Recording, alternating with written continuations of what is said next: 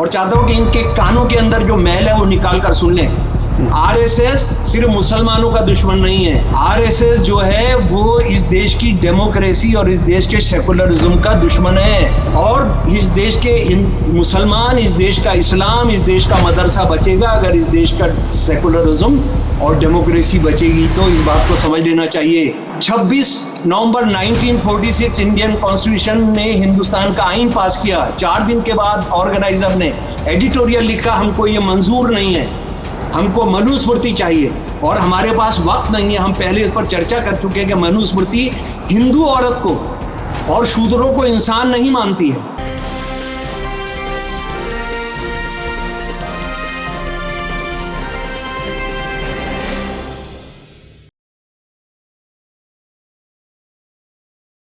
Hello, नमस्कार, आदाब, सत श्री अकाल और अस्सलाम वालेकुम। मैं हूं मोहम्मद अहमद काज़मी, लेकर आया हूं आपका पसंदीदा कार्यक्रम आपके रूबरू।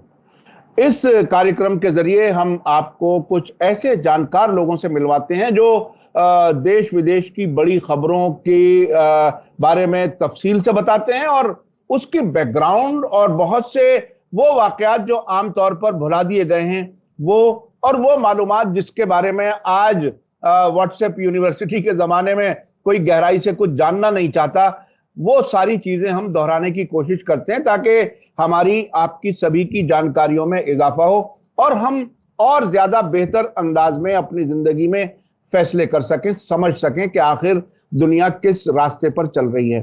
इस वक्त जो एक बड़ी खबर है, बड़ी खबर मैं इसलिए कह रहा हूं कि भारत की पॉलिटिक्स में इस वक्त जिस तरह से बीजेपी और आरएसएस के जरिए मुसलमानों के खिलाफ नफरत का सिलसिला जारी है, उसके बीच में एक बड़ी खबर आई है।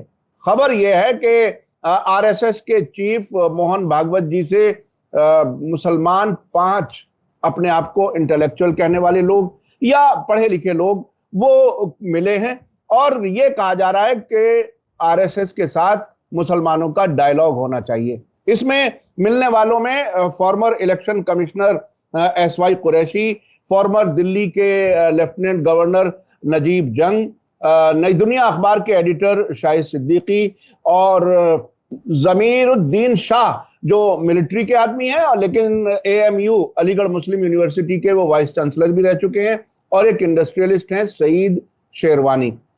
इनकी मुलाकात हुई है। बताया यह गया है कि बहुत अच्छी बातचीत हुई। उस बातचीत में क्या कुछ है वो उसकी तफसील में अभी नहीं मैं जा रहा।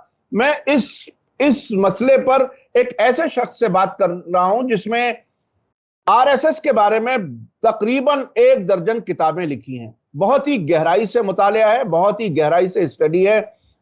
मेरा मतलब है शमसुल इस्लाम साहब जो एक जाने माने राइटर हैं, थिंकर हैं और बहुत सी ऐसी किताबें हैं जो पढ़ने वाली हैं।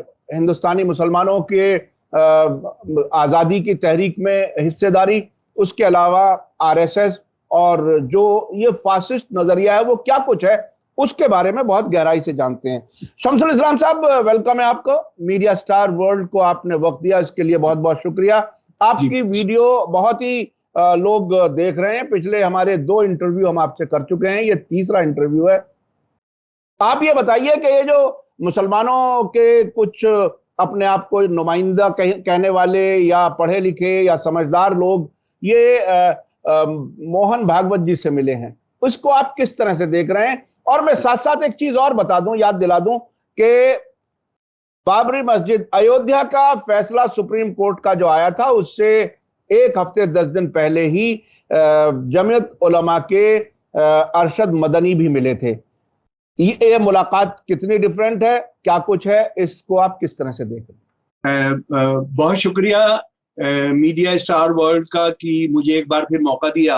और आज सुबह ही 6 बजे के करीब जो मैंने खबर पढ़ी और उसको एक मेरे हिसाब से भी चौंकाने वाली खबर है, क्योंकि आरएसएस की सारी हरकतें, उनके काम करने का तरीका, उनका साजिशी तरीका, उनका कॉन्स्पिरेटोरियल तरीके से मैं वाकिफ हूँ, लेकिन उसके बावजूद ये मुझे बड़े चौंकाने वाली खबर थी। और चौंकाने वाली इस तरह भी थी कि ये इन लोगों ने जो 4 दानिश्वर, मुसलमान दानिश्वर जिनके नाम आपने लिए, कुरैशी साहब, नजीब जंग साहब, जमीर उद्दीन शाह साहब, आरएलडी के लीडर शाहिद सिद्दीकी और बिजनेसमैन सईद शेरवानी के, इनकी तरफ से कुछ नहीं बताया गया। और ये भी है कि ये कल नहीं हुई है मीटिंग, ये जो श्यामल यादव जी की और ईशा रॉय जी की जो रिपोर्ट है उसमें रिसेंट मीटिंग, यानी ये तारीख और दिन क्यों छुपाया गया, ये भी इसकी क्यों जरूरत है। और अगली बात ये है कि इसमें सारा कोट किया है उन्होंने, ये दोनों जो जर्नलिस्ट हैं, ये सीनियर जर्नलिस्ट हैं, और इससे पहले वाले तो वो आरएसएस स्पेशलिस्ट माने जाते हैं इंडियन एक्सप्रेस में। तो देखिए, इसको जरा सा हम फास्ट एक जायजा ले लें कि इसमें क्या क्या कहा गया है ना। उसमें ये कहा गया है, शाहिद सिद्दीकी साहब को ज्यादा कोट किया गया है, और उसमें ये कहा गया है कि ये मुसलमान दानिश्वर तो हैं, लेकिन इन्होंने अपने किसके लिए खड़े वो साफ कर दिया है। शाहिद सिद्दीकी साहब ने कहा है कि the middle class and educated Muslims के लिए मिलने गए थे। तो आम, मतलब उन्होंने कन्फेस किया है कि वो आम मुसलमानों के लिए नहीं गए थे, बल्कि मिडिल क्लास और इंटेलेक्चुअल मुसलमानों के लिए गए थे। और उसमें ये सब हुआ है कि उन्होंने गाय पर जो मुसलमानों पर इल्जाम लगाया जाता है उस पर बात की, उसके बाद उन पर जो देश विरोधी होने पर किया जाता है उस पर बात की, फिर उन्होंने जिहाद के बारे में बात की कि जिहादी होने का क्या मतलब है, फिर उसके बाद काफिर शब्द के बारे उन्होंने डिस्कशन किया मोहन भगवत जी के साथ। और मोहन भगवत जी के साथ एक और बड़े आरएसएस के आदमी भी थे, शायद क्या नाम था, खैर वो छोड़ दीजिए।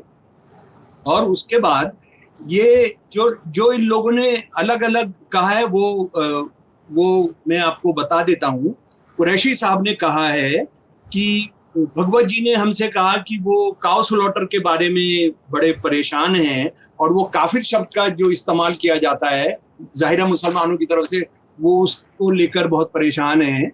और कुरैशी साहब ने कहा कि हमने उनको ये बताया कि काफिर जो लफ्ज है वो अरबिक जबान का है, और उसमें ये नॉन बिलीवर्स के लिए अरबिक में होता है दैट कुछ मुसलमान इसको इस्तेमाल करते हैं, उसके लिए उनको बड़ा दुख है। और उसके बाद एक ये कहा गया कि ये जो है मुसलमानों पर जो हमले किए जा रहे हैं उसका डायरेक्ट जिक्र नहीं है, लेकिन इन चीजों, गाय को लेकर, जिहाद को लेकर और इसको लेकर जो किया जा रहा है। और शाहिद सिद्दीकी साहब ने ये भी साफ किया कि हम वहां गए थे, लेकिन मदरसों का मसला जिसका अब जिसके समाम खंगाला जा रहा है, उनकी जो बुनियादें खोदी जा रही हैं, और जिनको बुलडोजर से आसाम में ढाया जा रहा है या मॉब ऑर्गेनाइज करके किया जा रहा है, उससे वो डिस्कस नहीं किया उन्होंने। वो उसके मतलब डिस्कस भी किया होगा तो शायद सरसरी तौर पर इसमें इस तरह से नहीं है। अच्छा, उसके बाद भगवत जी ने 5 लोगों की कमेटी बना दी, 5 लोगों की कमेटी बना दी है जो मुसलमानों के साथ संपर्क करेगी। तो मेरा पहला सवाल ये है कि ये सारे मुद्दे जो हैं ये देश की गवर्नेंस से जुड़े हुए हैं, देश की गवर्नेंस से जुड़े हुए हैं। आप प्राइम मिनिस्टर से टाइम लेना चाहिए, आपने होम मिनिस्टर से टाइम लेना चाहिए, नहीं लिया। मुझे इस पर कोई ऑब्जेक्शन नहीं है, क्योंकि उन्होंने इन 5 में से किसी एक ने कहा है कि वो सबसे पावरफुल हैं। और ये भी सच है कि बीजेपी की जो सरकार है वो आरएसएस की जेबी सरकार है। ये आरएसएस ने साफ कहा है कि ये हमारा अपेंडिज, हमारा बनाया हुआ संगठन है। और मोदी जी और अमित शाह दोनों बार-बार पार्लियामेंट और उसके अंदर कहते हैं कि हम आरएसएस के सदस्य हैं। तो जो इन सबका बाप है उसी को जाके बात कर लो भाई, फिर ये छुट भइयों से क्या बात करनी है। ये बात बिल्कुल सही है, ये बात बिल्कुल सही है। और इन्होंने सही तय किया कि शॉर्टकट लेके वहां चले गए। लेकिन मुझे इस बात का दुख है, बहुत ज्यादा दुख है, कि अभी ये दानिश्वर हिंदुस्तानी है या मुसलमान दानिश्वर है, इस पर हम बाद में थोड़ा सा चर्चा करेंगे। लेकिन बात यह है कि ये लोग जो वहां बात करने गए, इन्होंने भगवत साहब से किसी चीज पर जवाब नहीं मांगा। ये वहां एक दरबार में गए और दरबार में उन्होंने जो सवाल उठाया वो उसको आकर उन्होंने गुणगान किया और आकर ये भी बताया कि इतना सादगी से जीवन जीते हैं, इतने महान आदमी है, इतना छोटा सा फर्नीचर है। अब मैं इस बहस में नहीं जाना चाहता हूँ। ओसामा बिन लादेन भी जो मारे गए तो उसके बाद उनके पास एक पुराना ब्लैक एंड व्हाइट टीवी था और टूटी हुई कुर्सी थी। मैं ये नहीं कह रहा हूँ दोनों एक है, लेकिन आप किसी के रहन सहन और सादगी पर उसकी कितने विचार, कितने शराफत वाले और इंसानी विचार होंगे, उसको हमको नहीं जोड़ना चाहिए। जो आमतौर पर गरीब परिवार में जो मर्द अपनी बीवी को पीटते हैं, वो भी बहुत बिना किसी फर्नीचर के और बिना ऐशो आराम के सामान के रहते हैं, तो इसको हमने जोड़ना नहीं चाहिए। लेकिन कुरैशी साहब को शायद ये बहुत बताना बहुत जरूरी लगा कि एक वो संत से मिलकर आए हैं। चलिए, वो संत से मिलकर आए हैं और ये संत हिंदुओं का सबसे बड़ा संगठन चलाता है दुनिया का। उनके हिसाब से ये संगठन जो है आरएसएस बीजेपी को चलाता है। इसके सारे मुख्यमंत्री इससे जुड़े हुए हैं। मंत्रिमंडल में जो बीजेपी के मंत्रिमंडल 100% वो आरएसएस से जुड़े हुए हैं। तो उन्होंने कुछ सवाल पूछना चाहिए था, मुझे लगता है, और वो ये गैर ईमानदारी है अगर उन्होंने नहीं पूछा। बुलडोजर का उन्होंने सवाल नहीं उठाया, जो इजराइल से, जो ज़ायनिस्ट से सीखकर आज बुलडोजर मुसलमानों के खिलाफ, यानी अगर कोई मुसलमान जुर्म करेगा तो उसका घर, उसकी दुकान सारे बुलडोजर से ढा दी जाएगी। अगर किसी मदरसे का कोई एक आदमी जुर्म करेगा तो उसको बुलडोजर से ढा दिया जाएगा। लेकिन मेरे प्यारे दोस्तों, सुनने वाले दोस्तों, मैं आपसे ये भी शेयर करना चाहता हूँ। उन्होंने मोहन भगवत से ये नहीं पूछा, मोहन भगवत जी से ये नहीं पूछा कि आप गाय की जो बात कर रहे हैं, तो गाय कब होली बनती है, इसको कम से कम मोहन भगवत तो विवेकानंद जी को बहुत महान मानते हैं, उनको पढ़ लेना चाहिए था। और अगर कम से कम, चलिए वो पुराना इतिहास की बात है वो छोड़ दीजिए, तो आरएसएस की सरकार है गोवा के अंदर, आरएसएस की सरकार है कर्नाटका के अंदर, आरएसएस कंट्रोल सरकारें हैं नॉर्थ ईस्ट के अंदर। वहां पर गैया सरकारी तौर पर क्यों कट रही है? वहां सरकारी तौर पे क्यों कट रही है? और ये जो मुसलमान और दलितों के पीछे आरएसएस के लोग पड़ते हैं, वो वहां क्यों नहीं जाते हैं? और वहां मोहन भगवत जी जो हैं मुसलमानों से इतना नाराज हैं कि वो गाय का मीट खाते हैं, क्योंकि एक झूठ पर ये मुबनी है ये सारी बात। वो ये है कि मुसलमानों, गुलवलकर ने एक 1962 में कह दिया था मुसलमानों के आने से गौवध शुरू हुआ, काउ स्लॉटर। ये झूठ है। विवेकानंद जी ने कहा कि एंशियंट इंडिया में अगर आप ब्राह्मण नहीं हो सकते थे अगर काउ का मीट नहीं खाएंगे, क्योंकि वो सबसे पवित्र चीज थी, वो सबसे अच्छी चीज मानी जाती थी। तो आपने ये नहीं पूछा, आपने ये नहीं पूछा कि आम मुसलमानों को पकड़ कर जो लिंच किया जा रहा है, आपने उसके बारे में नहीं पूछा। आपने ये नहीं पूछा कि इस सारे देश के अंदर जो माहौल बन रहा है, जो मुख्यमंत्री और जो प्रधानमंत्री और जो सब कर, आपने नागरिकता के कानून के बारे में उससे बात नहीं की कि आप 14% 15% लोग हैं, आप इनको सारे उससे बाहर निकाल देंगे। आपने वो नहीं पूछा, आपको वो पूछना चाहिए था। दूसरा एक बहुत बहुत अहम सवाल है कि ये जो चारों पांचों मुसलमान दानिश्वर हैं, अगर ये हिंदुस्तानी दानिश्वर के तौर पर मिलते तो मोहन भगवत से बहुत अच्छा लगता मुझे, है ना। ये ठीक है, इनकी आइडेंटिटी मुसलमान की है, इनके नाम मुसलमान के हैं, लेकिन क्या इनका हिंदुस्तान से कोई ताल्लुक नहीं है? इन्होंने मोहन भगवत से पूछना चाहिए था कि किसानों के साथ क्या हो रहा है। तुम्हारा एक कैडर, तुम्हारा एक प्रचारक जो आरएसएस के लिए अपना घर बार छोड़कर, अपनी बीवी को छोड़कर, सबको छोड़कर आ गया, उसने किसानों का क्या हाल किया है? वो सारी यूनिवर्सिटीज के अंदर पद खाली पड़े हैं, यूनिवर्सिटीज के अंदर फीस बढ़ाई जा रही है, बेरोजगारी आसमान छू रही है, महंगाई आसमान छू रही है। आपने उस पर कोई सवाल नहीं किया। आपने जो तमाम एम्प्लॉयमेंट है, जो अनएम्प्लॉयमेंट है, उसके बारे में कोई सवाल नहीं किया। और कम से कम वो इसलिए भी पूछ लेते कि मुसलमान इन सबके पायदान पर सबसे नीचे खड़े हैं, यानी अनएम्प्लॉयमेंट पे सबसे ज्यादा असर उन पर होता है, महंगाई का सबसे ज्यादा असर उन पर होता है, और यूनिवर्सिटीज के अंदर जो रिजर्वेशन खत्म किया जा रहा है, ओबीसी का रिजर्वेशन खत्म किया जा रहा है, ओबीसी का सर्टिफिकेट लेना जिसमें मुसलमानों को कुछ रिजर्वेशन मिलता है, वो असंभव है। जहां जहां बीजेपी आरएसएस की सरकारें हैं वहां असंभव है ओबीसी का सर्टिफिकेट लेना। मैं एक कॉलेज का प्रिंसिपल रहते हुए मैं इस बात को जानता हूं कि ओबीसी का हकदार है, लेकिन उसको सर्टिफिकेट नहीं मिलेगा मुसलमान बच्चे को। वो नहीं मिलेगा। तो ये सवाल उन्होंने नहीं किया। अगर सचमुच में वो इस देश को प्यार करते हैं, ये पांचों मुसलमान दानिश्वर, इनको मुझे लगता है कि हिंदुस्तान के बारे में भी बुनियादी सवाल उठाने चाहिए। उनको ये पूछना चाहिए कि हम हेल्थ में दुनिया के इंडेक्स में हम क्यों सबसे नीचे आ गए हैं, हम और बच्चों के भूख में सबसे नीचे क्यों आ गए हैं, हम जो है जो बच्चा जनते हुए औरतें मरती हैं उनमें सबसे नीचे क्यों आ गए, हम उस इंडेक्स में सबसे नीचे क्यों आ गए, औरतों के खिलाफ हिंसा में हम सबसे नीचे कैसे आ गए। और उसके बाद उन्होंने ये पूछना चाहिए था। मैं इन मुसलमान दानिश्वरों को बताना चाहता हूं और चाहता हूं कि इनके कानों के अंदर जो मैल है वो निकाल कर सुन लें।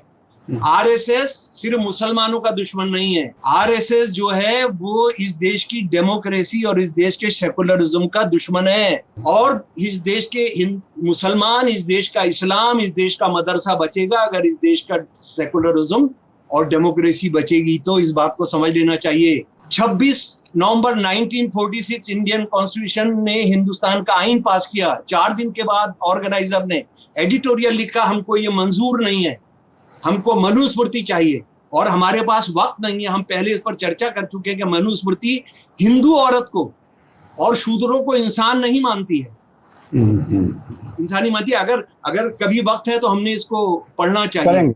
जी करेंगे, इस पर बात करेंगे। इसको हमको करना चाहिए। उसके बाद 15 अगस्त 1947 जब सारा देश तिरंगा लेकर जा रहा था, तिरंगा लेकर 20,000 कांग्रेसी शहीद हुए थे, गैर कांग्रेसी शहीद हुए थे, तिरंगा लेकर निकलते थे अंग्रेजी राज में और उनको गोली मारी जाती थी। और सावरकर उनको जो गोली मारते थे हिंदू रजवाड़ों की यहाँ जैसे मैसूर या दूसरी जगह उनको सपोर्ट करते थे। इन्होंने एडिटोरियल लिखा आरएसएस ने कि जो ये मनहूस है, 3 रंग है और अगर कोई इसको हिंदुओं को थमाएगा तो हिंदू इसकी इज्जत और इसका सम्मान नहीं करेंगे। हाँ जी। उसके बाद एक ऐसा संगठन जो हिंदुइज्म को और हिंदुत्व को कास्टिज्म से जोड़ता है, ये कहता है कि अगर कास्टिज्म को बाहर कर देंगे तो हिंदू धर्म खत्म हो जाएगा। और मैं इन मुसलमान दानिशवरों को ही बताना चाहता हूं हिंदुस्तान की ये सच कि आरएसएस जो हिंदुत्व के बड़े गॉड्स हैं, गॉड फादर्स हैं, सावरकर और गोलवलकर और दूसरे लोग, उन्होंने जो किताबें लिखी हैं उस किताबों में मुसलमानों पर अटैक नहीं है बल्कि बुद्धिज्म पर अटैक है। और उनका ये कहना है कि बुद्धिज्म ने जातिवाद को खत्म कर दिया, इसलिए हिंदुइज्म को बहुत नुकसान हुआ। जातिवाद को बुद्धिज्म ने खत्म किया तो उसको हिंदुइज्म का नुकसान हुआ। तो ये हिंदुस्तान की भी आपको फिक्र करनी पड़ेगी। और अगर आप ऐसा सोचते हैं कि मुसलमानों के लिए कोई एनक्लेव्स बनाने जा रहे हैं, मुसलमानों को कोई अलग से ये पानी पहुंचा देंगे और मुसलमानों को नौकरी दिला देंगे और जो इस देश के 80% हिंदुओं के लिए नहीं कर सके, जो स्वास्थ्य की सेवा नहीं दे सके, उनका एजुकेशन नहीं दे सके, क्या मेरे को उनको ये बताने की जरूरत पड़ेगी कि इलाहाबाद यूनिवर्सिटी के बच्चे जो अपने आप आत्मदाह करने के लिए जा रहे हैं वो मुसलमान नहीं है, वो हिंदू हैं। जो आपने एक ही जगह परमानेंट नौकरियां बची थी, वो परमानेंट नौकरी थी सेना में, आपने यूनिवर्सिटीज में खत्म कर दी, आपने सरकारी दफ्तरों में खत्म कर दी, आपने अस्पतालों में खत्म कर दी, क्योंकि आपने वो सब बंद करा दिए। सेना में ही सिर्फ बचे थे। और इसमें भी सेना में जो गरीबों के, दलितों के, जो मार्जिनल पेजेंट है, उनके बच्चे 16 साल के बाद ही ये शुरू करते थे। तो वो क्या उनके साथ हो रहा है? आपने किसानों के साथ जो कुछ हो रहा है आपको उसकी चिंता नहीं है। एक और बात जो मैं यहाँ पर बताना चाहता हूँ कि इनको ये साफ करना पड़ेगा कि क्या उनको इस हिंदुस्तान की जो 100% जनता है जिसमें 80% हिंदू हैं, क्या उनसे भी कोई लेना देना है? क्या ये ईसाइयों पर जो कुछ हो रहा है, ईसाइयों के साथ जो कुछ होता है, उनके जो चर्च जलाए जा रहे हैं, तोड़े जा रहे हैं, क्या उनसे भी इनका कोई लेना देना है? शर्म आनी चाहिए ऐसे दानिश्वरों को जो मुसलमानों के नाम पर, देखिए अखबार आरएसएस जिन्होंने जो कुछ कहा ना, इसको सर्टिफिकेट लेकर घूमेगी, इस सर्टिफिकेट को लेकर वो सब जगह जाएगी। देखिए एक पुराना फॉर्मर ईसी इलेक्शन कमीशन, एक बहुत बड़ा मेंबर पार्लियामेंट जो कितनी पार्टियों का राज्यसभा मेंबर रहा हमको पता नहीं, फिर रशीद साहब जो इतने बार रह चुके, और देखिए मिलिट्री जनरल मिलिट्री जनरल जो सेना लेकर वक्त पर पहुंच गए थे, लेकिन सेना जो है मुसलमानों को बचाने के लिए गुजरात नहीं जा पाई थी। इतना बड़ा जिम्मेदार लेफ्टिनेंट जनरल जो है वो कह रहा है, तो आरएसएस कैसे गलत हो सकती है और आरएसएस कैसे मुसलमानों की दुश्मन हो सकती है। और ये किस वक्त हो रहा है, जब पहली बार इंडियन डायस्पोरा ऑस्ट्रेलिया के अंदर हिंदू और सिख लड़ रहे हैं। ये जो 53 या 58 देशों में हिंदू सेवा संघ नाम से आरएसएस के संगठन काम कर रहे हैं, इंग्लैंड के अंदर हो रहा है। अमेरिका के अंदर आरएसएस हिंदू सेवक संघ से जुड़े हुए संगठन बुलडोजर लेकर आए हैं। 15 अगस्त के प्रोग्राम में बुलडोजर लेकर आए, और बुलडोजर किनको दबाने, किनको रिप्रेस करने का है, तो वो हमको बहुत अच्छे तरीके से समझना चाहिए। तो मैं अच्छा, एक और झूठ बोला है इसमें मोहन भगवत जी ने। वो कह रहे हैं कि हमने बंच ऑफ थॉट, ये उसका हिंदी है विचार नवनीत, उसमें 16वां चैप्टर है कि मुसलमान 3 दुश्मन है इस देश के, इंटरनल थ्रेट 3 है। नंबर 1 मुसलमान, नंबर 2 ईसाई, नंबर 3 कम्युनिस्ट। उसको हटा दिया। ये मेरे पास लेटेस्ट बंच ऑफ थॉट का एडिशन है, बंच ऑफ थॉट का एडिशन है। और इसके अंदर ये चैप्टर 16 मैं आपको दिखा रहा हूँ। ये चैप्टर 16, इंटरनल थ्रेट, आंतरिक संकट। ये इंटरनल थ्रेट अंग्रेजी में है, थोड़ा इसको सुधार दिया है, आंतरिक संकट। नंबर 1 मुसलमान है। और कितना झूठ बोल रहा है वो, इसके अंदर कितना झूठ बोल रहा है कि अरब का एक बड़ा मुफ्ती इनके पास आया और कहा कि हम तो वहां जो नमाज पढ़ते हैं वहां ढोलक और म्यूजिक करते हैं, और ये मुसलमानों, हिंदुस्तानी मुसलमानों को गाली बकते हुए जो बोल कर कह रहा है। गुरु ऑफ हेट जिसको कहा, गुरु ऑफ हेट की किसी किताब पर इन मुसलमान दानिशवरों ने सवाल नहीं उठाया। अरे मुसलमानों के इतने सगे हो तो ये पूछ लेते, ये किताब ले जाते, मेरे से ले जाते। अब तुमने बताया कि तुम अगली मीटिंग्स में रहोगे और 5 लोगों की उन्होंने हाई कमांड बना दिया। ये मेरे से ले जाओ किताब, मेरे से ले जाओ तुम ये किताबें, हैं। और उसके बाद ये जो मैं सवाल कर रहा था, ये हिंदुस्तान बचेगा, आरएसएस की दुकानों पर ये गीता प्रेस की किताब बिकती है, गिरफ्त में कैसे रहें। हिंदुस्तान की हर भाषा में, मैं हिंदी की लेकर आया हूं, ये उर्दू में नहीं है, हिंदुस्तान की सब भाषा में है। 80 रेलवे स्टेशन पर इसको गवर्नमेंट की तरफ से फ्री स्टॉल है, आरएसएस की दुकानों पर बिकती है। ये सवाल जवाब में है स्वामी राम सुखदास। हाँ जी,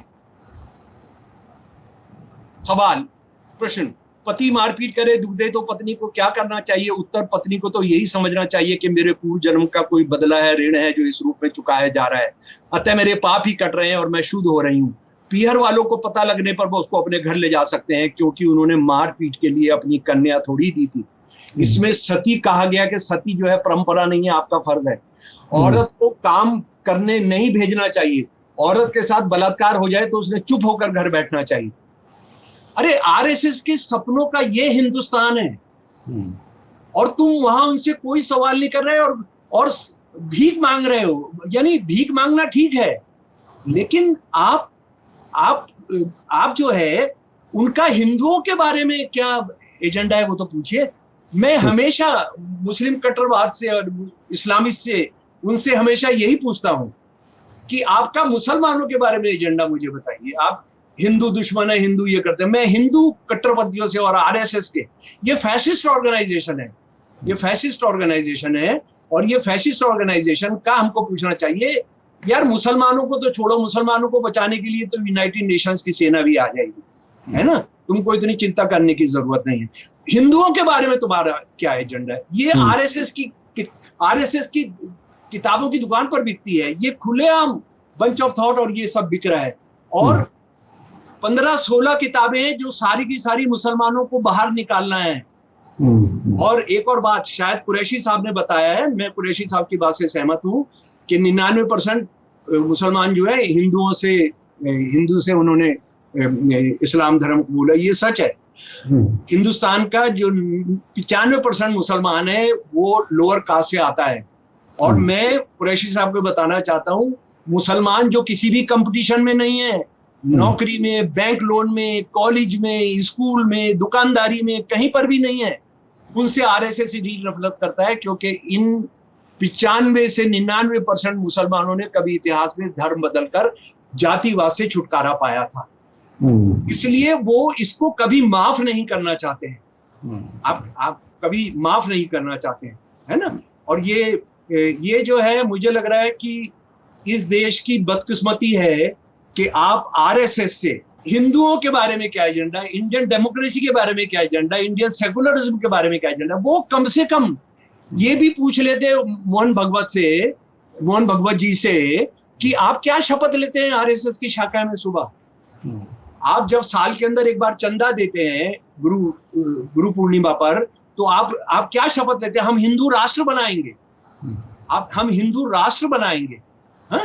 और ये गांधी जी की हत्या किसने की थी, ये सवाल भी जरा सा बात कर लेनी चाहिए थी। उनको ये बात भी कर लेनी चाहिए थी कि चार महानतम हिंदुस्तान के इंटेलेक्चुअल्स, उनका मर्डर किसने कराया था, उनका मर्डर क्यों हुआ था। यानी आरएसएस सिर्फ मुसलमानों के खिलाफ है। इन्होंने 5 लोग आरएसएस से जुड़े हुए, हिंदुत्व से जुड़े हुए लोगों ने मर्डर किए आजादी के बाद। गांधी, पंसारे जी, कलबुर्गी जी, अपना गौरी जी और नरेंद्र दाभोलकर जी। इनमें कोई मुसलमान नहीं है, इनमें कोई मुसलमान नहीं है।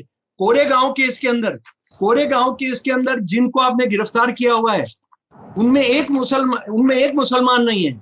उनके नाम हैं, मैं बता देता हूं, उनके नाम है आनंद तेलतुंबदे।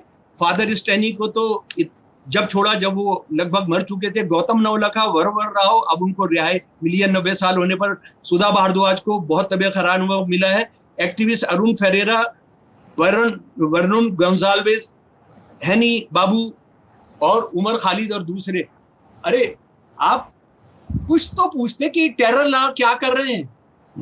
आप कॉलोनियलिज्म से मुक्ति चाहते हैं, आप कांग्रेस के जमाने के लॉ आप लागू करते हैं, कांग्रेस को आप गाली बकते रहते हैं। आपको शर्म नहीं आती है मुसलमान इंटेलेक्चुअल का चोला पहनते हुए? आप अगर हिंदुस्तानी दानिश्वर नहीं बनेंगे तो हम मुसलमान दानिश्वर भी नहीं हो सकते। लेकिन एक अच्छी बात है, आपने पहले ही कह दिया है कि हम तो मिडिल क्लासेस और एजुकेटेड मुसलमान में गए, और आप 1% है इस देश के अंदर। अच्छा शमसुल इस्लाम साहब, मैं अपने दर्शकों को एक अपना तजुर्बा छोटा सा शेयर करके फिर आपसे सवाल करता हूं। जब ये मुजफ्फरनगर के जो फसादात हुए और उसके बाद गांव वालों को कुछ पैसा दे करके एफिडेविट पे साइन करा लिया कि तुम गांव में वापस नहीं आओगे, और खेतों में जाकर के जमीन खरीदी और जमीयत उलमा हिंद ने जाकर के छोटे छोटे मकान बना के उन्हें दे दिए। तो उसके बाद इत्तेफाक से किसी टेलीविजन चैनल ने मुझे गेस्ट के तौर पर बिठाया, और जब इस पर पूछा तो मैंने कहा कि ये तो इजराइल फिलिस्तीन वाला तजुर्बा दोहराया जा रहा है। बिल्कुल जी, बिल्कुल। तो उसके फौरन बाद मुझे नौकरी से निकाल दिया गया। मैं उसके लिए बहुत खुश था कि चलिए मैंने अपना काम पूरा किया, उन्होंने अपना किया। अब जो मैं सवाल करना चाहता हूं आपसे वो ये कि आरएसएस और इजराइल की जो ज़ायनिज़्म है, जो फिलिस्तीनियों को बेघर करके अपना एक मुल्क कायम करके बैठे हैं, जिसको अब भी दुनिया के कई मुल्क और कुछ हिम्मत वाले लोग आज भी कहते हैं कि हम उसे मुल्क के तौर पर तस्लीम नहीं करते, वो काबिज हैं। तो आप ये बताइए कि ज़ायनिज़्म और आरएसएस, उनका क्या, बहुत ही मुख्तसर सा मुझे 5 मिनट में सवाल जवाब चाहिए कि इनका क्या रिश्ता है। नहीं, मैं तो रिश्ता, देखिए वो रिश्ता तो आपको, अगर गांधी जी का 1938 का अगर उनका हरिजन का अगर बयान आपको पता है, गांधी जी का वो हरिजन का जरूर पढ़ना चाहिए। और एक बात भाई साहब, जो मैं आपके चैनल के माध्यम से उठा रहा हूं, दूसरी जगह भी बात की है, गांधी जी को मरवाने में ज़ायनिस्ट का भी हाथ था। गांधी जी, आरएसएस और ज़ायनिज्म का जो साथ का रिश्ता है उसको मत भूलिए। देखिए, गांधी से बड़ा हिंदुस्तान के अंदर कोई लीडर नहीं था जिसने फिलिस्तीन पर जो कब्जा हो रहा था उसको किया था। गांधी जी ने लिखा, गांधी जी ने 26 नवंबर 1938 के हरिजन में लिखा, पैलेस्टाइन अरब्स का है, बिल्कुल उसी तरह से जैसे इंग्लैंड अंग्रेजों का है और फ्रांस जो है फ्रेंच लोगों का है। ये बिल्कुल गलत है और अमानवीय है कि ज्यूस को अरबों पर थोप दिया जाए। ये एक इंसानियत के खिलाफ जुर्म होगा और आत्मसम्मान वाले अरबों के लिए कि पैलेस्टाइन कैन बी रेस्टोर्ड, की ज्यूस को थोड़ा सा भी अरब लैंड दे दिया जाए। गांधी जी ने कहा, और गांधी जी को मरवाने में CIA और ज़ायनिस्ट और इन सबका हाथ है ना। अच्छा, एक चीज और समझ लीजिए, ये कोई इत्तेफाक नहीं है कि 2017 के अंदर पहला भारत का प्रधानमंत्री इजराइल चाहता है। ये इत्तेफाक नहीं है। मैं इन मुसलमान दानिशवरों से पूछना चाहता हूं कि वो जो पैगस का जो समझौता हुआ, वो किसी भी मुसलमान के खिलाफ इस्तेमाल नहीं किया गया। जिन्होंने एप्लीकेशन लगाई और सुप्रीम कोर्ट में कहा और दूसरी जगह कह रहे हैं, वो सारे हिंदू गैर मुस्लिम जर्नलिस्ट हैं, इंटेलेक्चुअल्स हैं, लॉयर्स हैं, तो जिन्होंने वो किया है ना। तो इसको समझने का, और ये मुझे लगता है कि हमने इस पर जनाब एक अलग से करना चाहिए। साइनिज्म और हिंदुत्व एक ही सिक्के के दो पहलू हैं। इस पे हम जरूर बात करेंगे और आपसे तफसील से बात करेंगे इस पर, क्योंकि देखिए, मैं अपने दर्शकों को बताना चाहता हूं कि अगर बिल्कुल हल्की हल्की ऊपरी बातें करके अपने आप को खुश रखना चाहते हैं तो वो गलत है। जब तक हम अपनी मालूमात गहराई से नहीं, उसमें गहराई नहीं लाएंगे, समझेंगे नहीं। और जिस तरह से शमसुल इस्लाम साहब ने बहुत ही खास तौर पर 1947 का जो ऑर्गेनाइजर का एडिटोरियल का जिक्र किया, ये बहुत ही अहम है। और आपने जिस तरह से इन मुस्लिम इंटेलेक्चुअल से मुख्तलिफ सवालात किए कि क्या आपने हिंदुस्तानी के तौर पर भी कोई बात की, क्या बेरोजगारी पर, क्या नफरत पर, मॉब लिंचिंग पर, क्या नौकरियों के ना होने पर, यूनिवर्सिटियां तकरीबन बंद होने के कगार पर, उन पर क्या, उस पर कभी आपने कोई बात की? क्या आपने जो कुछ जुल्म मुसलसल अलग अलग तरीकों से कर रहे हैं, जो नजरियाती तौर पर जिस तरह से आरएसएस के लोगों ने और खुद एक और जो सवाल बहुत अहम किया वो ये कि आपकी बीजेपी की सरकार गोवा में, कर्नाटक में, नॉर्थ ईस्ट में, इन सब स्टेट्स में है, वहां गाय कटती है, वहां आप उसकी मुखालफत नहीं करते, और यहां आप आकर के इस किस्म की बातें करते हैं। और बाकायदा मोहन भागवत जी ने गाय काटने और काफिर वाले मसले पर बात की। तो ये जो बातें करनी चाहिए थी मुल्क के भले के लिए, न सिर्फ जिससे मुसलमानों का भी भला होगा। अगर ये मुल्क का भला नहीं होगा, सिर्फ मुसलमानों का अलग से भला हो जाएगा। वो पाकिस्तान ने वायदा किया था, जिन्हों ने वायदा किया था, जो बिल्कुल गलत साबित हुआ। जी जी जी जी, बिल्कुल बिल्कुल। जनाब, मैं सिर्फ एक चीज और कहना चाहूंगा। जी जी जी, बताइए। मुझे आरएसएस के साथ मिलने और बातचीत करने में मुझे कोई एतराज नहीं है ना, एतराज नहीं है, बिल्कुल आपने करना चाहिए। लेकिन आपने उनसे ये कहना चाहिए कि देखिए, हमारे यहाँ ये जो कम्युनलिज्म है ना, ये रिलीजियस इशू नहीं है, ये पॉलिटिकल इशू है। पॉलिटिकल इशू क्या है कि आप हिंदू समाज के अंदर बराबरी की लड़ाई लड़े, हम मुसलमान समाज के अंदर बराबरी की लड़ाई लड़े। जिस दिन हमारी कम्युनिटीज में बराबरी की लड़ाई जीत ली जाएगी, उसमें बराबर का रिश्ता हो जाएगा। लेकिन औरत को इंसान नहीं मानकर एक ऐसे संगठन से आप मुसलमानों के लिए इंसाफ हासिल कर लेंगे, आप धोखा दे रहे हैं। आप दानिश्वर नहीं है, माफ कीजिए, दानिश्वर के उल्टा जो होता है, मैं वो लफ्ज इस्तेमाल नहीं करना चाहता हूं। जी जी जी जी, हाँ। तो ये बहरहाल देखिए, हमने तकरीबन 40 साल जर्नलिज्म में लगा दिए अब तक, और किस तरह से सरकारें और सरकारों के लोग अपने वक्ती प्रोपेगेंडे के लिए इस किस्म की मीटिंगें करते हैं। हमने अब से पहले प्रधानमंत्री जी से भी कुछ मुसलमानों की मीटिंगें हमने देखी हैं। उनमें से एक इत्तेफाक से मुझे याद आ गया एक वाकया। एक साहब उस मीटिंग में थे जिसके खिलाफ बाकायदा मुसलमानों में माहौल बना। तो उनमें से मिलने वालों में से एक साहब से मैंने पूछ लिया, मैं नाम नहीं लूंगा, कि क्या आपको एजेंडा नहीं बताया गया था प्रधानमंत्री जी के यहाँ मिलने का? तो कहने लगे, अगर हम एजेंडे को पूछेंगे तो हमें बुलाएगा कौन? तो जो इस सतह के गिरे हुए लोग हों, उनसे मुसलमानों की या मुल्क के लोगों की नुमाइंदगी की हम और आप उम्मीद करें, मैं समझता हूं हम खुद अपने आप को धोखा देते हैं इस तरह से।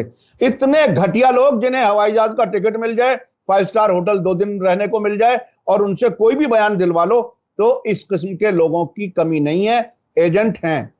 जय हिंद हमारा नारा होना चाहिए। जय हिंद होगा तो मुसलमान भी बचेंगे, ईसाई भी बचेंगे, हिंदू भी बचेंगे। जी जी जी जी, बहुत बहुत शुक्रिया शमसुल इस्लाम साहब, आपने हमें वक्त दिया। इसी के साथ मुझे दीजिए इजाजत। धन्यवाद, शुक्रिया। जय भारत, जय हिंद।